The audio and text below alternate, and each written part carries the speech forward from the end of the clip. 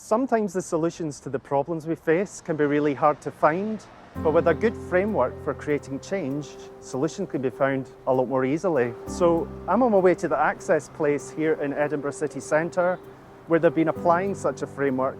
The framework is called Six Squid, which stands for 6 Steps to Quality Intervention Development. The Six Squid process starts with step 1, understanding the problem. So Martin, I wondered if you could tell me a bit about the Access Place. The Access Place is for the homeless, where they can come and access a range of services from housing to health to social work. And what is the specific problem that you're trying to tackle here? So homeless people inevitably suffer a range of health and well-being disbenefits compared to the rest of the community. And we really hope that by establishing a community garden here, it could be a catalyst to improving well-being and improving access to green and blue spaces for the service users. Once we've developed an understanding of the problem, we then want to move on to identify the causes of that problem and those that are within your power to change. There's many reasons why people who are experiencing homeless are much more likely to have poorer health and well-being. Most are missing at least one or sometimes all of the basic needs that are required to function as a human being, that being shelter, food and good enough sleep. We all know nature's really good for our health. I suppose for people experiencing homelessness, nature's actually quite complicated sometimes because many people have been exposed to sometimes really harsh weather conditions if they have ever slept rough. So the garden provides a space where we hope people can feel included. And actually maybe even it can be a gateway for people accessing nature in a more positive way. With an understanding of the causes which are possible to change, it is now time to identify ways to bring about that change. A couple of years ago, I spoke to some of the patients and some of the staff, asking them what they would like from Greenspace. Mainly it was just a safe space to speak and relax and to grow plants. So that was really the initial startup. The space is also a focal point for a range of therapeutic activities for service users.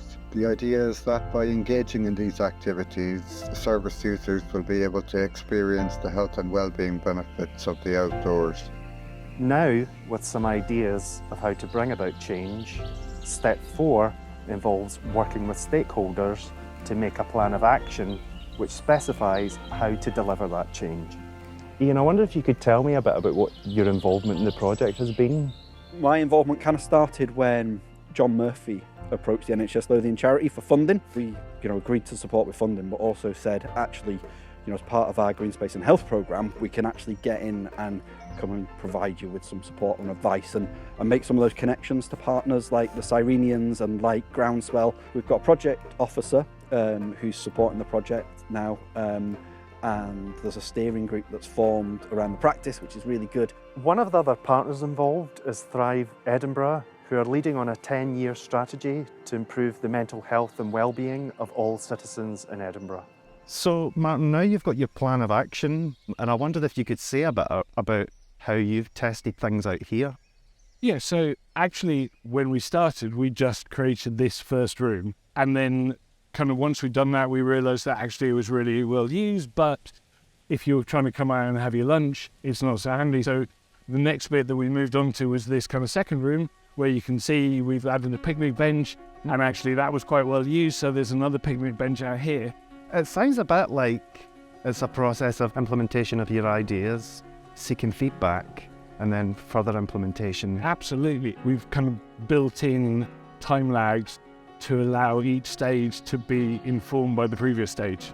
So the final step is all about evaluation and speaking to those who've either received or delivered the intervention. I wonder if you could tell me a bit about the impact that you think having access to this space is likely to have on service users. A space like this will give us an opportunity for our patients, for our clients to make that connection again that has maybe been lost along the way and see the benefits of being with nature, planting things, seeing things grow. The garden's kind of a jumping off point for people to maybe just awaken a bit more curiosity about the outdoors and about how they can link in with it. We definitely can do it without everyone's equal buy-in and everyone's support. I think it's been quite good when somebody comes for an appointment to the Access practice, giving them the opportunity to come out to the garden, and I think sometimes a more natural conversation happens when it's not in such a staged environment. On top of that, the staff have got a space as well. We do a challenging job with challenging situations, and having a space where we can reflect and process what's gone on has been really beneficial to people's mental health. Six Squid's a valuable tool for solving problems. By applying the framework, the Access Place has created this pleasant outdoor space where the service users and staff can take advantage of the health and wellbeing benefits that come from being outdoors. So we've used Six Squid here at the Access Place, but now we're looking to roll it out more widely. So if you're interested in learning more about the framework, please do get in touch with us.